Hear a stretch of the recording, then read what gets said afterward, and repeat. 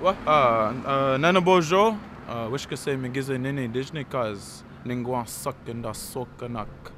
Nyashik de Ming Donjaba. My spirit name is Whistling Eagle Man. I'm from the Little People clan. I'm from the Chippewas and Awash First Nations. I was standing in front of one of the murals that I'm starting, and I'm hoping to complete it tomorrow. But the style is definitely within the Anishinaabe spirit art. And we call that medicine art or spirit art, or people also know it as woodland art. And people like to credit Norval Morrisseau. Norval Morrisseau made it very popular within, the artistic community, but it's a style of art that's basically derived from the pictographs, from the rock carvings that are found all over the Great Lakes that have been being drawn for thousands of years now. And it's just a continuation of that style of art and the continuation of those stories. The mural behind me is actually, it's a Thunderbird with me underneath of it, just because the Anishinaabe people, our symbol is the Thunderbird. And it's actually referencing a really beautiful story that one of my mentors and one of my teachers, Basil Johnston, he's a well-known storyteller.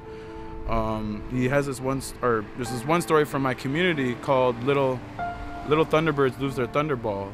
And it's a story that talks about, what are Thunderbirds and kind of like where the lightning bugs came from, and also where the story of the lady slipper, that flower, the orchid flower, is in there as well. And so that's usually what I'm that's what I'm referencing with this one. All of my imagery, all of my paintings are usually narrations of stories. That's what I like to do. I don't really like to just give general motifs and symbology. I like to narrate stories because I believe within those stories, there's universal meaning and understanding within those stories. We don't have to get caught up on motifs and symbologies and anything like that, or politics. They're just really beautiful stories that are universal, cross-cultural. I tell stories of beauty, and I just narrate that spirit, that true spirit, that Anishinaabe kind spirit. And I just like to put them on walls. Our people, the Anishinaabe, we're really known for our rock carvings. Where did we do our rock carvings? We did them along, routes of transportation. Usually they were done along riversides. So when you're portaging or going through that river, you would see all of the stories of that region onto the wall in graphics, kind of like hieroglyphics.